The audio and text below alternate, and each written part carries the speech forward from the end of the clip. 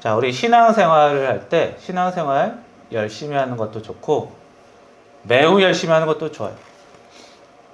근데 가끔 보면 신앙생활을 목숨을 걸고 해야 되는 건가? 매우 큰 노력과 다짐이 꼭 필요한 건가?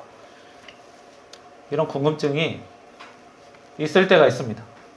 오늘 이런 궁금증을 함께 해결해 보면서 특히 이 룻기 말씀을 보면서 같이 그 답을 찾아보도록 하겠습니다. 우리 성경의 시작은 세상의 창조, 아담과 하와, 노아의 홍수.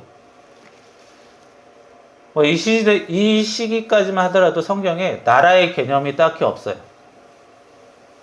노아가 어디 나라 사람이었다 이런 거 나와 있지 않죠. 그런데 이 아브라함이라는 사람이 등장하면서부터 성경은 이 이스라엘이라는 나라의 그 범위가 딱 정해져요. 그러니까 맨 처음에 성경의 시작은 하나님이 세상을 만드셨다. 세상 전체인데 아브라함이라는 사람이 내용이 나오기부터는 이스라엘이라는 나라로 범위가 확 줄어듭니다. 모세, 여호수아, 사울, 다윗, 에스라, 에스겔 다 이스라엘 사람이죠. 역대상하, 열왕기상하 이스라엘이라는 나라의 역사를 다루고 있습니다. 나중에 느헤미야, 에스더 이런 사람 어때요? 이건 또 유대인이에요. 이스라엘이라는 나라는 12지파가 있었는데 그 중에 한 지파가 유대 지파예요. 근데 그 유대 지파만 나중에 살아남거든요. 다른 데는 다 망하고. 그래서 유대인이 되는 거죠. 결국에는 이 이스라엘이라는 나라의 범위가 아주 좁아집니다. 그런데 유일하게 성경에서 딱 두 권, 룻기, 욥기, 여기에서는 특이하게도 주인공이 이스라엘 사람이 아닙니다. 그렇다면 외국인, 이방인이 왜 성경의 주인공으로 들어왔나? 왜죠? 성경은 누가 저자입니까? 사람을 시켜서 하나님이 쓰신 거예요. 하나님의 뜻이 들어있는 거죠. 굳이 이방인들을 주된 주인공으로 삼아서 성경에 집어넣는 하나님의 뜻이 과연 무엇일까요? 자, 룻기에서는 룻이라는 사람이 주인공입니다. 성경에는 룻과 롯이 있어요. 롯은 아브라함의 사촌 소돔과 고모라에서 탈출했던 그 사람이 롯이고, 이 룻은 사사시대 이스라엘이 만들어지고 삼손 이런 사람들이 활동했던 그런 사사시대 때 이스라엘이 아닌 이스라엘 옆나라 모압이라는 나라에 살았던 여자의 이름입니다. 룻기에서 나옴이라는 사람이 등장합니다. 여자예요. 사사시대 이스라엘에 나옴이라는 여자와 그 가족들이 있었어요. 그런데 사사시대 어떤 시대입니까? 이스라엘이 우상숭배 많이 하고 범죄하던 그런 시대예요. 게다가 극심한 흉년, 가뭄이 들었습니다.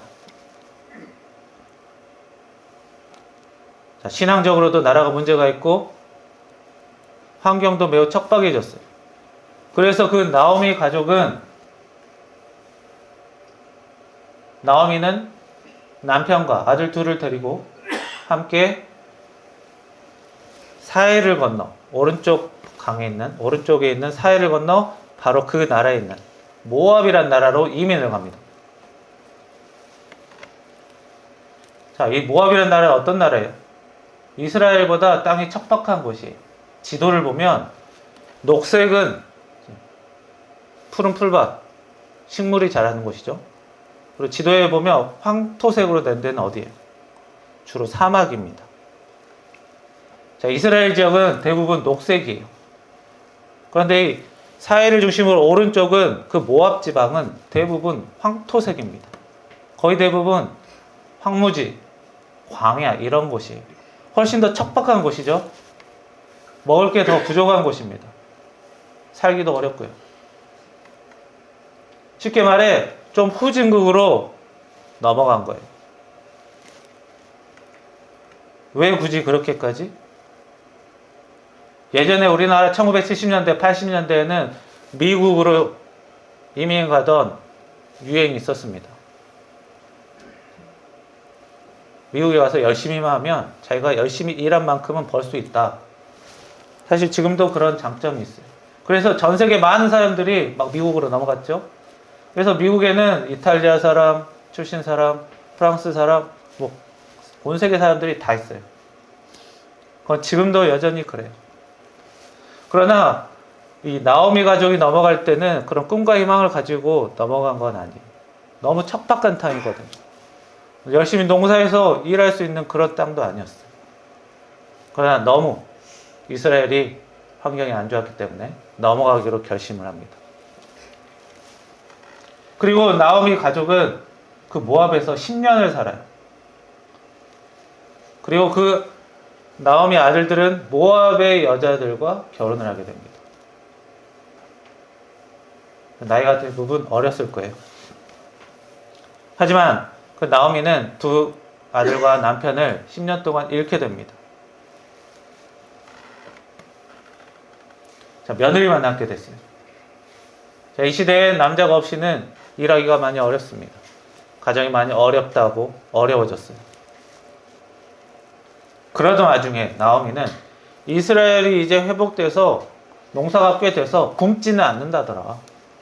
먹고는 산다더라. 이 얘기를 들었어요. 자, 타지 생활을 했는데 남편과 아들 다 잃었어요. 계속 그곳에서 살고 싶지 않을 겁니다. 게다가 형편도 딱히 좋지 않았어요. 어려웠어요. 그나마 고향에 돌아가면 도움을 받을 수는 있다라는 것 가지고 성공해서 돌아가는 게 아니라 고향에 가서라도 도움을 받지 않을까라는 그런 기대로, 어려운 기대로 고향으로 돌아가려고 합니다. 그래서 맨 처음에는 며느리를 데리고 같이 가려고 해요. 그런데 막상 가려고 보니까 이 며느리들이 자기 따라와서 좋을 게 없어요. 이제 막 결혼한 지 10년 안쪽이에요. 이 시대에는 결혼 일찍 했죠. 젊은 며느리들 데리고 가면 그 며느리들의 인생이 어려워질 거니까 각자 고향으로 돌아가 새 출발을 하라고 했습니다. 그랬더니 이 성경에 두 며느리가 크게 울면서 나오미를 따라가겠다고 말했습니다.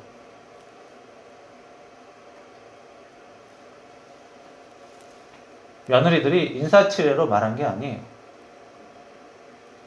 진심으로 말했습니다. 아무래도 이 나오미라는 그 시어머니는 형편이 여유 있지는 않았겠죠. 하지만 며느리들과 사이가 어땠다? 꽤나 좋았다는 겁니다. 이거는 성경에 나오는 나오미의 말을 보면 알 수 있어요. 나오미가 이렇게 말합니다. 11절에 보면 내가 너희들에게 줄 수 있는 아들이 없다. 그러니까 가라는 거예요. 그러니까 며느리들에게 내가 줄 수 있는 게 딱히 없으니까 가라는 거예요. 며느리들이 나한테 이제 쓸모가 없다. 짐이 되니까 가라는 게 아니고 내가 짐이 되니까 가라는 거예요. 며느리들이 각자 집으로 돌아가서 결혼하게 되면 더 이상 자기 가문 사람이 아닙니다. 나와 상관없는 사람이 돼요. 그럼 며느리들이 나를 돌볼, 신경 쓸 의무나 책임이 사라져요. 하지만 나오미는 그 며느리들을 위해 자기 그 둘의 인생을 위해서 시집을 보내려고 했어요. 그리고 13절에 보시면 그 나오미가 또 이렇게 얘기해요. 하나님이 나를 치셔서 집안의 남자들이 죽었다. 그로 인해 며느리들에게 미안하다고 얘기합니다. 아, 외국인 며느리 잘못 들여서 우리 가정이 망했다. 이런 얘기를 하지 않아요.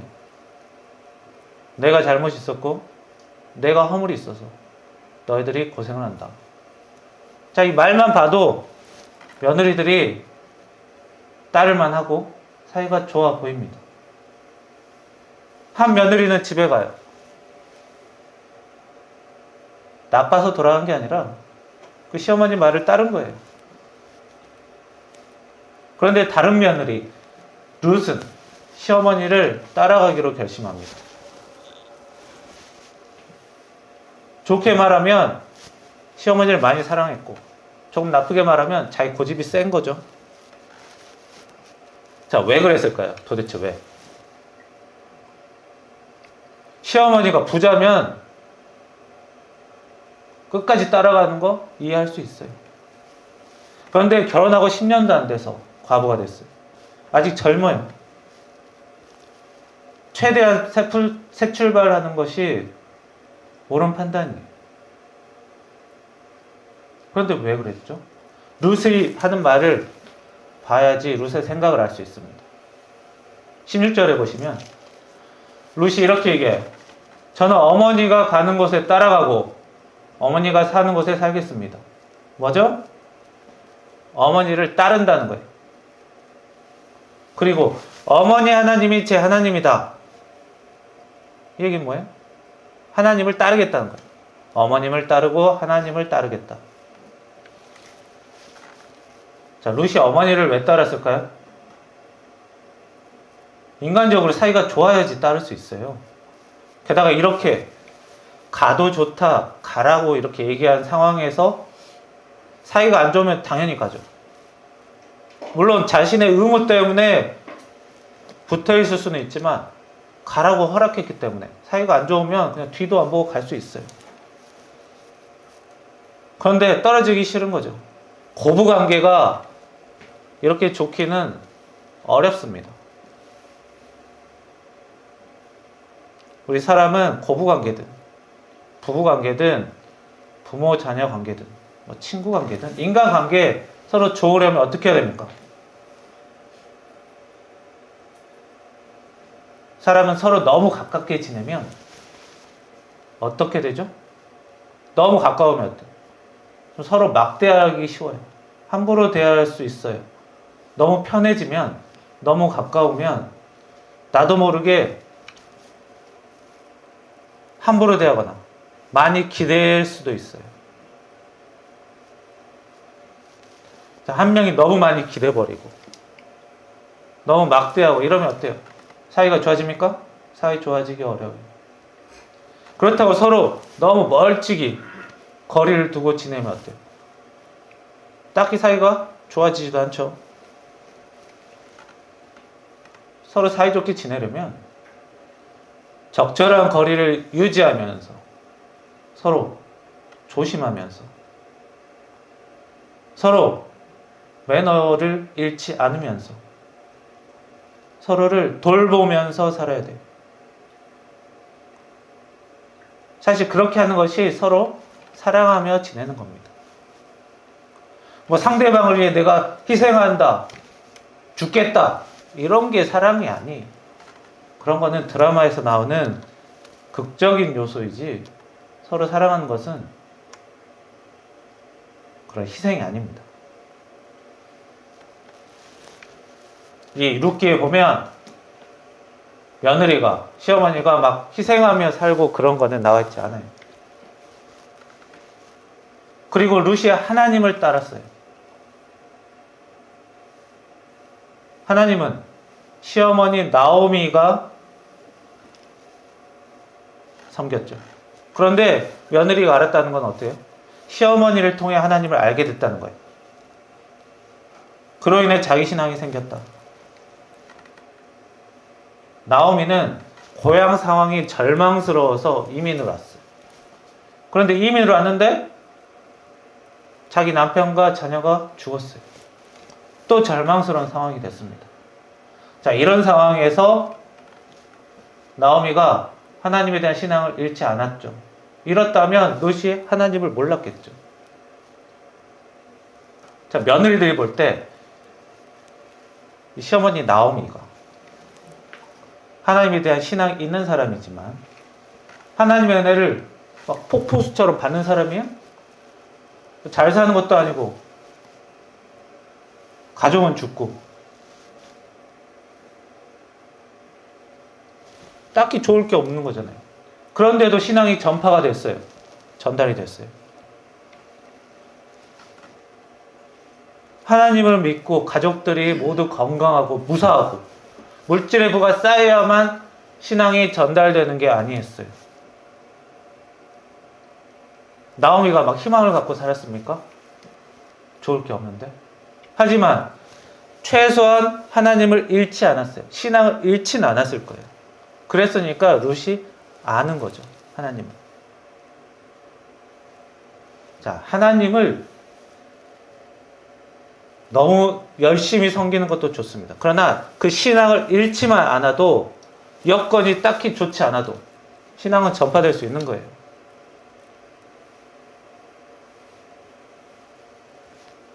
대신 어떤 은혜가 있었어요? 사랑하는 은혜가 있었죠. 자, 가난해도 고부간의 갈등이 없이 사이좋게 지낼 수 있었다는 겁니다. 서로 사이좋게 지내는 것도 큰 은혜입니다. 돈 좀 있다고 가족끼리 서로 무시하고 함부로 대하고 이런 가족도 많아요. 꼭 물질의 부만 은혜가 아닙니다. 은혜는 그 종류가 많습니다.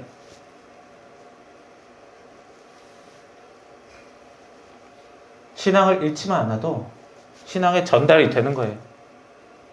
내가 막 노력하는 게 아니에요. 하나님이 깨닫게 하시고 알게 하시고 성령이 알게 하시는 거예요. 그 이스라엘이라는 나라는 이방인들을 하찮게 대하더라. 이거 알면서도 간 거예요. 시어머니에 대한 사랑이 클 뿐더러 하나님에 대한 신앙이 꽤 컸기 때문입니다. 그래서 그 둘은 고향인 베들레헴으로 돌아왔습니다. 베들레헴은 그나마 예루살렘 다음으로 가는 좀 큰 도시예요. 그 당시 이스라엘은 어려운 사람을 위해 추수할 때 곡식 나달을 일부러 조금씩 남겨놓는 일이 있었습니다. 과일에도 과일을 조금씩 남겨놔요. 이거는 하나님이 명령하신 거예요. 레위기에 보면, 레위기 19장에 보면 하나님께서 어려운 사람을 위해 곡식 나달을, 과일을, 포도를 남겨두라고, 조금씩 남겨두라고 했습니다.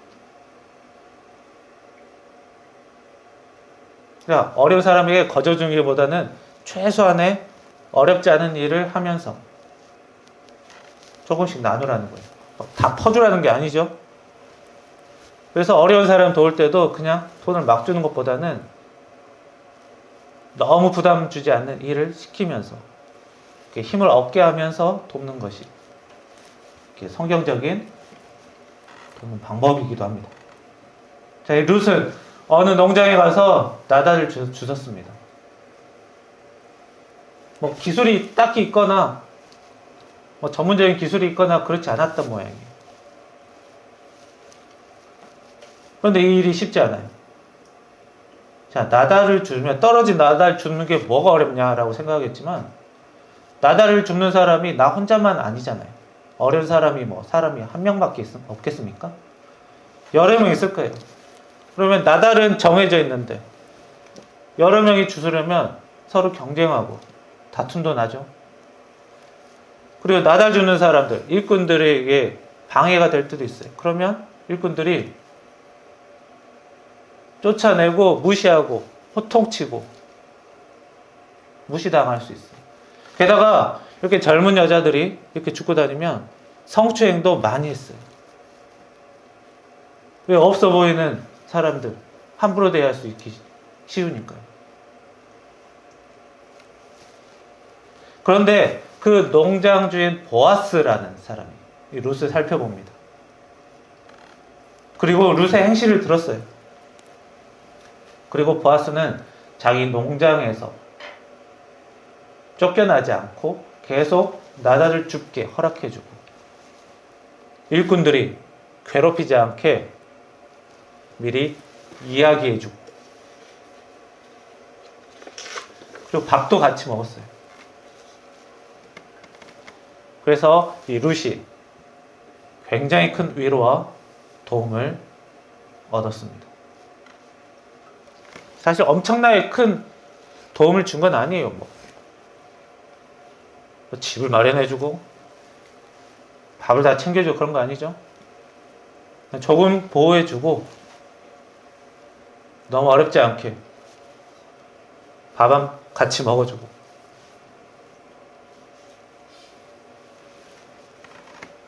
보아스가 룻의 이야기 평판을 듣고 굉장히 마음에 들었기 때문입니다. 나중에 보아스는 이 룻과 결혼하게 됩니다. 그리고 그 보아스 가문에서 다윗이 나오고 또 그 후손 중에 예수님이 나오게 됩니다. 자, 이스라엘이라는 나라는 성경 맨 처음에는 전 세계 범위다가 아브라함부터 성경 범위가 줄어든다 했죠. 이스라엘로. 그만큼 이스라엘이라는 민족은 하나님에게 조금 특별한 선택을 받은 사람들이긴 해요. 그래서 우리는 특별한 사람, 다른 민족은 특별하지 않은 사람, 이런 선민의식들이, 자기 잘났다는 의식들이 많았던 민족입니다. 그런데 하나님이 그 사람들 그저 좋아서, 그저 잘나서 이스라엘 만드시고 선택하신 게 아니에요. 좋은 본보기가 되라고 하신 거죠. 가르치는 역할을 맡기신 거죠. 근데 한참 이 사사기 때는, 이 룻의 시대는 한참 이 선민의식에 빠지고 그러면서도 우상숭배했던 그런 혼란의 시대입니다. 그런 시대에 룻기 외국인이 성경 안에 들어온 거예요. 외국인을 좋아하지 않는 이스라엘 나라에서 다윗왕, 예수님의 조상 중에 이방인이 있었다. 이 얘기는 뭐예요? 대놓고 성경에 룻기가 떡하니 있어요. 룻을, 우리 조상에 이방인이 있었다.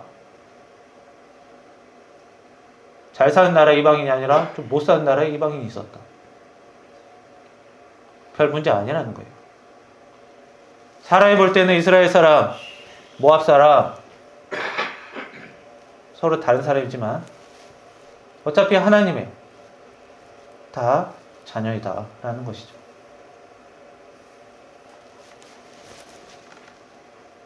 그런데도 불구하고 이스라엘 백성들이 어때요? 계속 자기 민족만 우월하다는 식으로 살아요.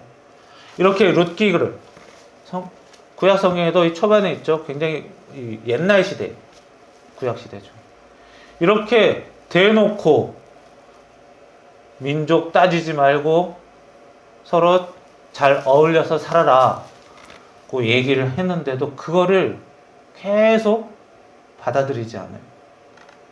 성경의 가르침을 받아들이지 않고 성경 내용을 무시하고 계속 잊고 삽니다. 뭐 그렇게 어려운 것도 아니죠. 룻이라는 사람이, 외국인이 이스라엘에 들어와서 서로 사랑하며 함께 잘 지내더라.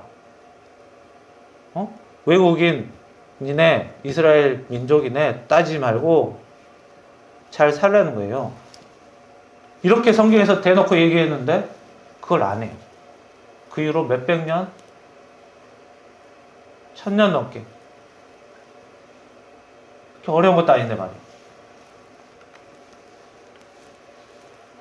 사람이 다른 사람에게 좋은 인상을 주고 괜찮은 사람으로 인정받으려면 좀 뭔가 좀 좋아 보이는 게 있어야 합니다. 정말 좋아 보이는 게 단 하나도 없는 사람이 상대방의 마음에 들기는 어려워요. 뭔가 매력이 좀 있어야 돼요. 머리가 똑똑해 보인다거나 인물이 좋아 보이거나 친절해 보이거나 공손하거나 뭔가가 있어야 돼요. 돈이 많거나.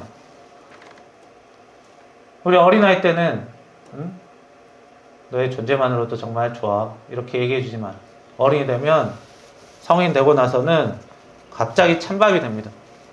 그래서 이 청년들이 당황을 많이 해요.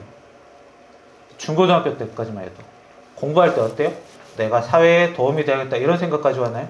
내가 공부해서 나 잘 먹고 잘 살아야지 라는 마음으로 공부하죠. 근데 그것도 잘하기 힘들죠.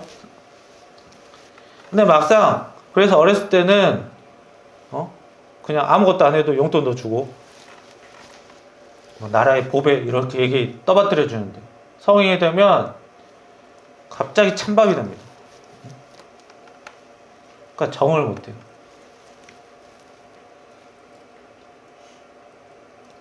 어른이 되면 뭔가 자기가 좀 잘하는 부분이 있어야 돼요. 그래야 사람에게 인정받습니다. 남녀관계든 직장관계든 뭔가 있어야 돼요. 근데 이 룻을 보면 특별한 기술이 있는 것도 아니에요. 업적이 있는 것도 아니에요. 뭐 나라 국가를 위해서 뭔가를 했네? 그저 시어머니랑 같이 와서 떨어진 이삭, 나달 줍는 게 고작이었습니다. 그러나 이 룻은 뭐가 좋았나요? 평판이 좋았어요. 시어머니와 자신이 서로 사랑하며 살았던, 그리고 착하게 살았던 이런 매력이 있었어요. 이런 매력으로도 충분히 좋은 자신의 장점이 되는 거예요. 사실 그 어떤 것보다 이게 굉장히 좋은 매력이 됩니다. 사랑과 착함. 이거는 하나님에게 은혜 받는 통로이기도 하지만 사람에게도 인정받는 그런 좋은 능력이 되는 거예요. 자, 이 시어머니를 위해, 타인을 위해 희생해야지 룻처럼 잘 된다. 이게 아닙니다. 이 룻만 잘해서 하나님에게 은혜 받나요? 시어머니가 구박했는데 룻이 막 계속 희생해서 그런 건가요? 보면 시어머니도 말 한마디도 조심하면서, 좋게 하면서 잘했고, 룻도 시어머니가 잘해준다 해도 며느리가 시어머니를 그냥 싫어하면 그냥 싫어하는 거예요. 룻도 같이 사랑했어요. 서로 사랑한 거예요. 짝사랑이 아니라 서로 사랑. 룻이 이삭을 줍고 있는데, 봉변을 당할 수 있는데, 언제든지 무시당할 수 있는데, 보아스가 돌봐줬어요. 사랑했어요. 그래서 룻이 굉장히 위로를 받고 감사를 느낍니다. 룻이 그냥 잘해서 하는 게 아니라 보아스가 사랑을 또 주었어요. 자, 이 룻기는 룻이라는 여자만 잘나서 착해서 하나님 은혜를 받았더라 아니에요. 시어머니가 잘했고 남자가 잘했고 룻도 잘했어요. 무엇을? 서로 사랑하는 일을 잘했어요.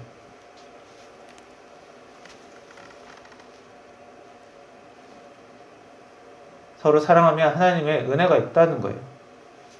이 룻이라는 룻기, 외국인, 내국인 별거 아니다. 같은 사람이다. 서로 사랑해라. 그냥 별 내용 없이, 배경 지식 없이 그냥 읽어도 알 수 있는 내용입니다. 성경 내용은 그렇게 어렵지 않아요. 그런데 많은 사람들이 일부러 어렵게 베베 꼬고 돌리고 마구마구 휘저어버리니까 어려워지는 거예요. 그냥 있는 대로 보면 되는 거예요. 특별한 사람만 읽을 수 있게 써놓지 않았습니다. 옛날에는 이 중세시대만 해도 성경은 라틴어라는 언어로만 썼어요. 그래서 교회에서 번역을 안 했어요. 읽지 말라고. 성경은 목회자만 읽어야만 한다. 못 읽겠어요. 찬송가도 못 부르겠어요. 찬송가 끝나면 아멘만 같이 했어요. 그러나 이렇게 번역해서 같이 보면 되는 거를 보면 그냥 이해할 수 있는 거예요. 그냥 있는 그대로 보면 굉장히 이해하기 쉽고 하나님의 말씀은 우리 생활에 적용하기도 쉽습니다. 말씀대로 사는 것은 어려운 게 아니에요. 사람을 무시하지 않고 서로 사랑하며 지내면 하나님의 은혜가 있는 것입니다. 이런 은혜 있는 생활이 되기를 여러분들 축원합니다. 기도하겠습니다.